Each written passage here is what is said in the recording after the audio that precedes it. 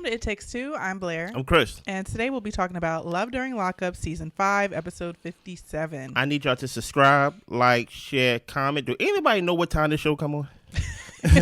It comes on 8 o'clock one day, 9 o'clock the other day, and 10:30 the next day. Yeah. I don't think they done filming. I don't know what they're doing. And they just giving it to us like, hey, it got to get out before midnight. Mm-hmm. You ready, Blair? I'm ready. Walk us through this episode. All right. So we are going scene by scene today. Okay. So we start with Sam and Crystal. Crystal is crying, saying that Sam blew her off. He tells her that he wouldn't have been able to make it. He was working 30-something hours and he couldn't make the drive to see her. She tells him that he puts the job before her, and he's telling her that she needs to be more supportive of him. She doesn't feel sorry for him. He tells her we need the money, but she doesn't care. She tells him it's over and to have a nice life. Not only do I put my job before you, I put my life before you. Okay. Also, Sam, understand that you're yelling at a radio. Yes. Turn it off. Turn the phone off. Hang up on her, right? She over here trying to guilt trip you, not even being honest in her own prison life of how she got a whole relationship besides you, that you're really supporting two couples. You're really supporting two people, rather. So Crystal just comes off as self-centered. And in my opinion, I have to say that she done this with Rita. I have to say that that this is probably her thing. She lashes out, and then she probably go call Sam back, talk about how sorry she is because guess what? Those nights get cold, and she need a blanket. She ain't got no money, right? Yeah. And then that's probably why Rita's like, I ain't going back up there all the time. She can call me or she can not call me. She done this before, you know? Agreed. We move on to Hunter, Kaylee, and Kate. Okay. So Kate meets up with one of her friends. The lawyer agreed that he needs to cut off the right of prisoner stuff, and she told Hunter this information. He says that he already did it, and that's done with. Until he actually calls Kate back and he tells her, I am actually talking to one girl. Wow. He explained that she came to visit. They've had intimate meetings, and he tells her that this was before they really got serious with their relationship. He asks, well, what am I going to do for money? And Kate tells him, maybe you need to be a man and just be uncomfortable in there. What are your thoughts? My thoughts are, Hunter is just dragging this. I'm glad that we actually get to see his decision this episode. And Kate, I think she needs to drop him. You're prepping for him to come home, meeting up with these lawyers, possibly getting yourself into some trouble for potential fraud. I think Kate needs to drop him. So yeah, I don't feel sorry for Kate at all. You did this. Yeah. Like you signed him up for this. Y'all agreed to this, and now that the water's too deep, now that it may look like you done some criminal activity, now all of a sudden you're like, oh, I went out. No. We going down together. If I was him, I'm bringing you down with me. Okay. Yeah. So moving on, Savannah and Bradley. She is going to get a tattoo of Bradley's name on her side. Yeah. And her friend is still telling her this is a bad idea. Wow, going. So she plans on getting the letter B just to see his reaction to it first, and then possibly going about getting the whole thing. Yeah. So she video calls him, and he says, if you want to get my name, then go ahead and get it because you're going to do what you want to do anyway. She's trying to ask him, where do you think I should get it? And I want to know your opinion, and I want you to want me to get it. And he's just like, honestly, I'm not trying. Can we end this call? Yeah. Do what you're going to do. So she tells him that she's going to get it on her side, and she actually does get the tattoo. The producers are asking him in the confessional or in his jail cell if Savannah is his soulmate, and he says that he can't say whether she is or isn't. He's a realist. He's had other long-term relationships that didn't work out, and he's nervous that this could possibly go south as well. I was really rooting for the forehead tattoo. I really was. You could tell Bradley was already like done with her because he said in the beginning of the call, he said, I told you not to get it, but it is what it is. He said, I'm not supporting it, but you go do what you want to do anyway. So obviously he's not as he is someone who has all these tattoos. He's not the one putting it on her to get a tattoo of his name. Yeah. So I would have just for fun just say like, because Bradley's gonna break up with her. You get what I'm saying? Get it right here on your forehead. Get Bradley on your forehead, and then I'm gonna get it on my forehead, and then you would have seen me come back with a clean face, and you got Bradley on your forehead. Because I'd rather have Bradley than have dummy on the forehead. It all means the same. But this girl's dumb. This girl's a lost cause. And Savannah, it just comes across as such an attention seeker to me. Like, it's just annoying at this point. You know, if she wants to go about doing whatever she wants to do and acting wild and crazy, that's fine. But girl, I know I'm rushing to the end, but you got a lot that you need to get together. Whole time. And you over here getting tattoos and making jokes with the tattoo people and getting your man on the FaceTime. It's just like, girl, you need to get your priorities together. I'm about to say, like stop distracting yourself with this. Exactly. You know? So we get to Tia and Rob. He is, his friend just pulled up to the hotel, so he's going to just spend some time with his friend. Mm-hmm. So he goes down there and they just take a walk around the block. Yeah. And like stop by a store. And she's calling him, asking him where he's at. And the friend is even saying like, we didn't even do nothing. We didn't really go anywhere. Mm-hmm. And Rob can tell that she's getting possessive, but there has to be balance between her and his family. Yeah. So he gets back to the room. She's asking him, you know, I'm asking you to spend more time with me. I feel like I'm being ignored. He's listening to her, but he is also checking his phone. Yeah. Whose side are you on? I feel like I'm like right in the middle. And the only reason I say that is because Tia did wait all this time and she wants to spend time with him. At the same time, you only waited a year. Rob has friends and family that he hasn't seen in years. Who waited longer. Yeah. Exactly. And I think that if it's the first day out, yes, he should spend some time with you, but it's like a celebration for everyone. So I think Rob should be able to see his friends and family. Do I think he needs to be out at the club and, you know, doing all this extra stuff? No, but he wasn't even doing all that. So I felt like Tia, I get her frustration, but he has a life outside of you and he's still got to see his people. So should he have waited a couple days? Maybe, but I didn't think it was necessary. I felt like what he did was fine. So look. Demon home. Mm-hmm. My friends are coming to see me now. I don't understand why they got to come to my hotel. That's what I don't understand. Yeah. But she is possessive, but it's not that she is possessive. I don't want to make it a Tia issue. I want to make it a everybody who signed up to love a prisoner issue. Mm-hmm. Everybody who signs up to fall in love with a prisoner have some type of control possessive issue. Yeah. So that's like the number one description that you need to have when you like fall in love with a prisoner. When it comes to Rob, I noticed something that when he was talking on the phone to Tia, the friend was jumping in, basically like they both was talking to her like, yo, we like relax, chill out, right? Yeah. That lets me know that Tia, you're here for a good time, not a long time. Because how he did not check his friend or even just say, I got it, lets them know they already talked about you. They already know what you are, who you are, where you stand in his life. You just a bop. You get what I'm saying? Dang. So it's just like, that's usually what it is. So, because if that's the case, why would I let my boy like chastise you while I'm doing it too? If I really cared about you, I'd be like, I got it. You get what I'm saying? But if I don't care about you, and if we're in on it, you get what I'm saying? As in everybody knows who Tia is, I don't care how you talk to her. Chill out. Yeah, tell her to. Matter of fact, talk to him. You get what I'm saying? So that's why I'm like, yeah, Tia, unfortunately, you're a bop. So we get to MJ and Willie. MJ is about to head out to her Uber to go on her flight to get back to California. Yeah. Before she leaves, Ami stops by. He's telling her he misses her. But romantic. She says that she doesn't miss him. Wow. He thinks that they can fix their relationship and he wants his wife back. She is with Willie, but according to Ami, she does not look happy.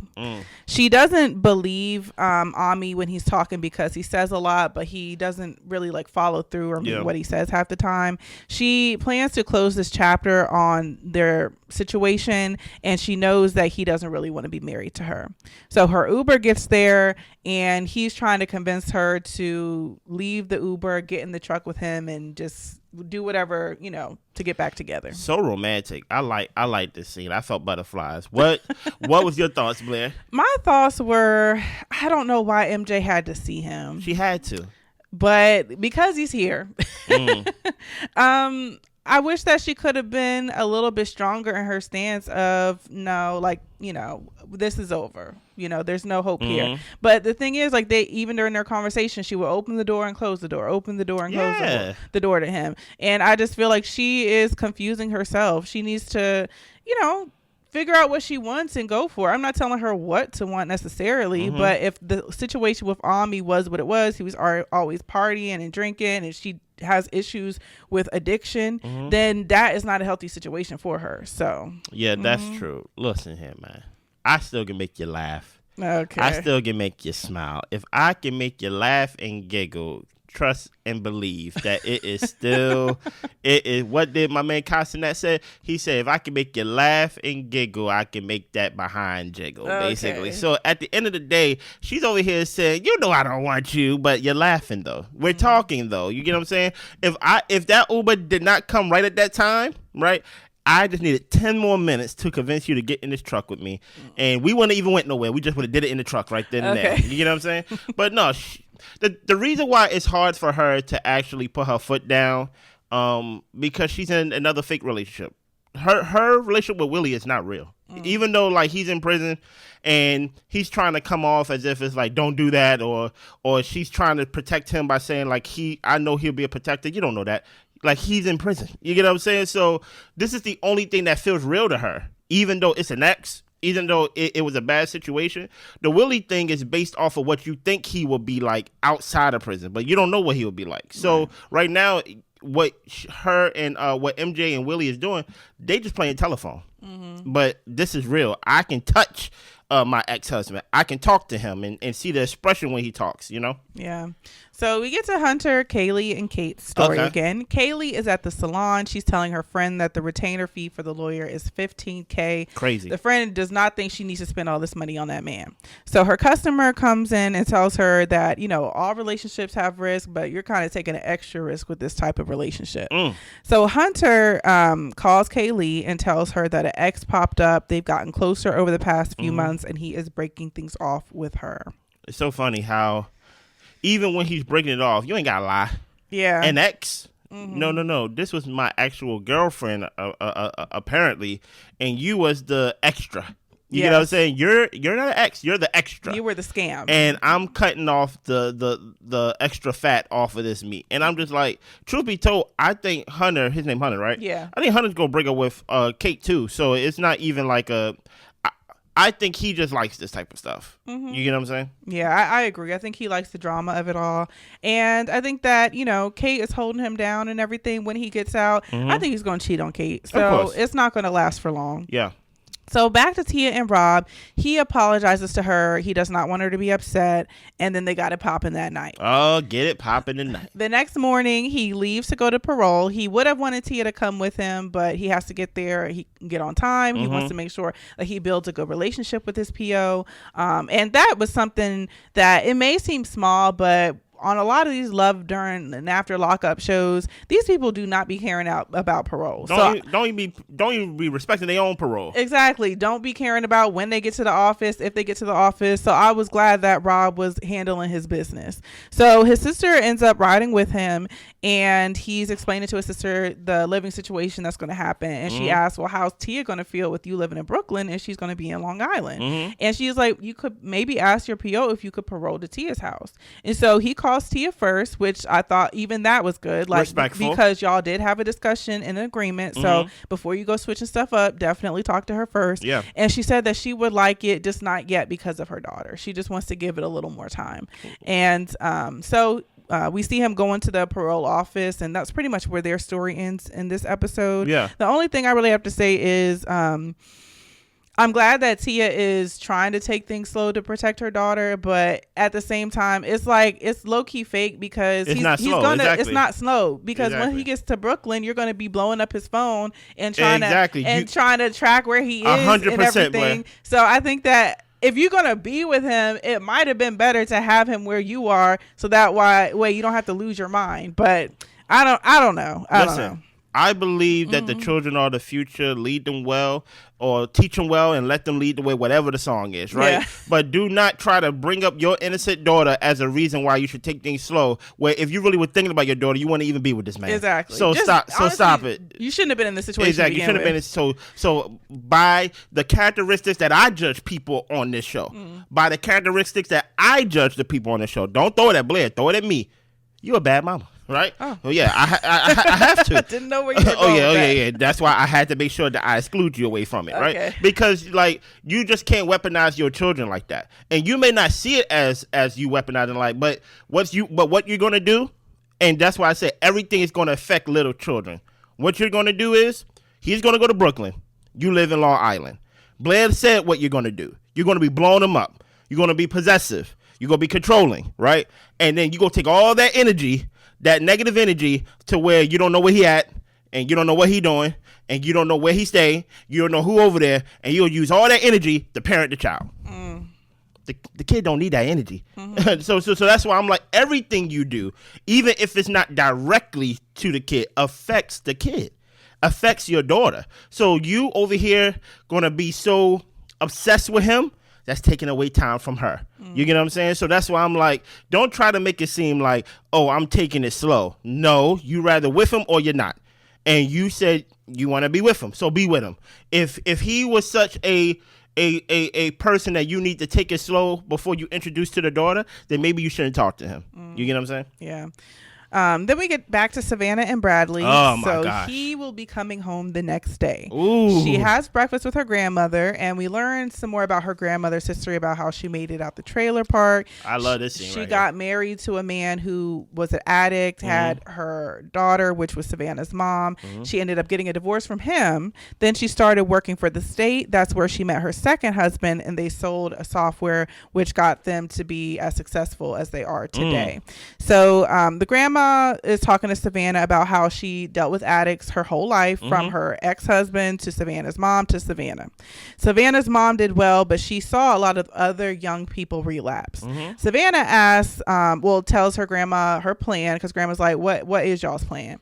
And Savannah says that Bradley's going to live with, I think she said, his dad, and then Savannah's going to stay with the grandma, but they do want to eventually be able to move in together and get a home together. I like that. And she asked the grandma, is it okay if Bradley came over, stayed the night sometimes? And grandma says, yeah, he can come by. And then she's like, could he have a key? And Granny was like, he doesn't need a key. He does not need a key. And Savannah's like, is it cool if he just comes through if I'm not here? She was like, that's not necessary. Why?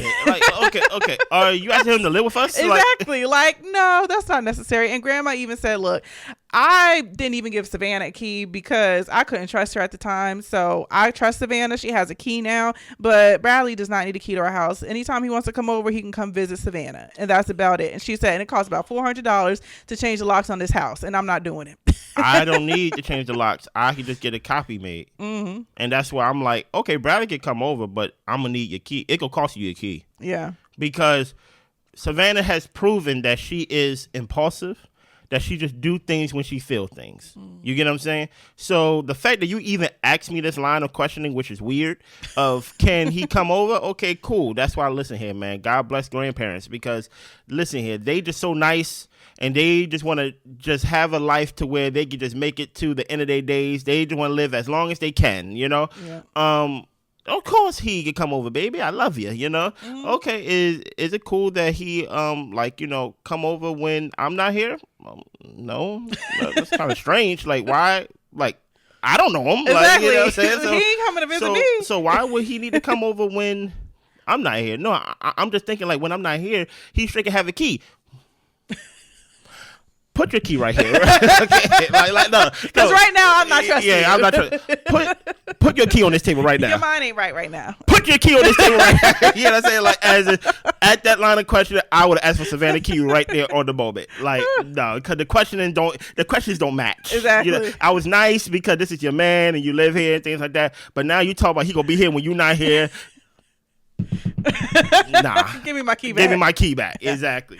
So, MJ and Willie. So he is trying, Ami's trying to get her to go to breakfast, or, he could take us to the airport. She decides to go to the airport in the Uber. She says that chapter with Ami is officially closed. No. Willie calls asking if she is still sleeping with Ami, if she saw Ami. She did see Ami, but she didn't sleep with him. But he's not really believing her, and he really doesn't know where she stands, and he's like, if you make me out to be a fool again, I'm not going to talk to you. MJ wants to be with Willie, and she pretty much she wants to be with Willie. Hey, listen, you already saying that I did it when I didn't do it. I might as well did it. Yeah. But look, man, I just thought it was a funny scene, just them two together. But honestly, it's good that she's not with her ex-husband. Yeah. Because obviously she came home that I think it was last episode or like the episode before last, where she just came home and started crying and stuff like that. Like, she's under a lot of pressure. Listen, focus on your mama. Exactly. You know what I'm saying? Like, dump both of these guys and focus on your mama. Yeah, and she did say at one point, like during the car ride, that Willie just wants her to be waiting up on the phone and like waiting for him and all this type of Not stuff. a chance. And I'm just like, girl, don't wait for him. Don't wait for him. Don't worry about Ami. Like you said, care for your mom and make her your focus, and even distance yourself for some of them cousins that be giving you shots. Like, make sure you're good. Especially a female cousin. I don't like her. Yeah, make sure you're good. Yeah. Then we're back to Hunter, Kaylee, and Kate. Basically, Kaylee's pissed. She feels blindsided. She throws the ring. She storms out of the salon, and she really feels used at this point. And girl, you was. I'm about to say, don't break the door now. You gotta pay the 15 and you gotta pay for the door. Anything else? That's all we got. What is your thoughts on the episode? I thought it was pretty short, pretty straight to the point. I thought it was pretty good. It was cool. I feel like we got like some closure in this episode, so I'm curious to see what happens more. I will say that Rob is surprising me. He might prove me wrong, but he comes across very genuine to me in the way he interacts with Tia, and the way like he's like tries to be sensitive to her feelings and everything. So he's coming across kind to me. So hopefully he's not just a good liar. So yeah, I think he is. Okay. I don't know. Tia kind of rubs me the wrong way. She's scared. Yeah. And she's been through a lot. And that's what I'm saying. Like now, and when I say rub me the wrong way, it's not that she's doing anything wrong in the sense of like she's a demon or anything like that. It's just like you're possessive and you have shown in recent episodes that you will crash out. And I'm like, don't crash out. Yeah. It's not worth the crash out because then you're going to unravel and undo whatever work you've done to get past what you've been through. You know what I'm saying? So that's why I'm like, she worries me, but she put herself in this situation, so I can't feel sorry for her. Anything else? That's all I got. Subscribe, like, share, comment, all the above. See y'all. Bye.